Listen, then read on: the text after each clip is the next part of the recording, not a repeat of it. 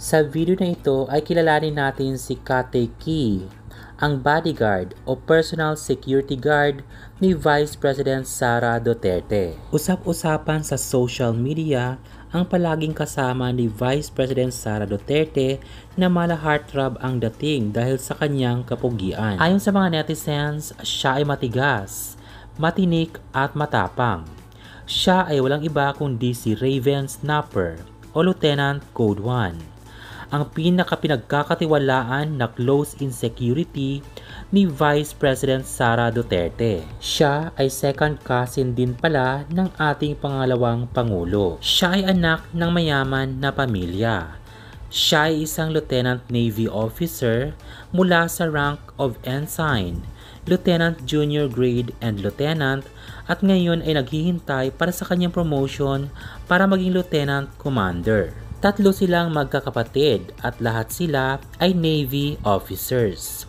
Si Lieutenant Raven ay ang bunso sa magkakapatid na ngayon ay 30 years old. Siya ay nagmula sa Cordillera Administrative Region, parte ng Luzon Province. Siya ay nakapagtapos mula sa PMA o Philippine Military Academy sa Baguio sa class Sinaglahi noong 2015 bilang top class. Noong 2016, siya ay pinadala ng military government sa USNA o United States Naval Academy sa Annapolis, Maryland para sa isang taong service schooling bilang midshipman at naging top class din. Pagkatapos niyang makompleto ang isang taong pag-aaral sa USNA, si Lieutenant Raven ay bumalik sa Pilipinas at na-assign sa naval ship BRP Andres Bonifacio PS-17 bilang deck officer sa loob ng isang taon. Pagkatapos nun, siya ay nalipat sa BRP Antonio Luna FF-151 kung saan siya ay naging officer in charge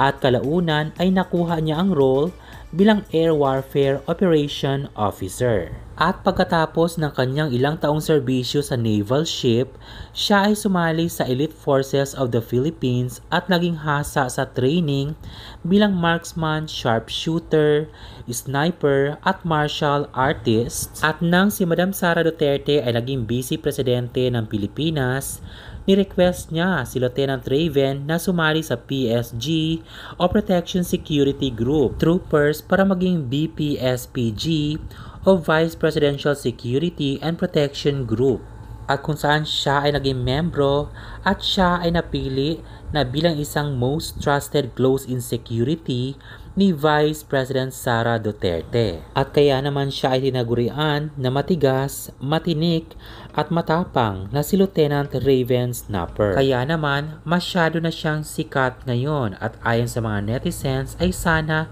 ingatan niya at mahigpit na proteksyon sa ating mahal na Vice Presidente. Ano ang masasabi mo kay Lieutenant Raven Snapper? Mag-comment at mag-subscribe para palaging updated.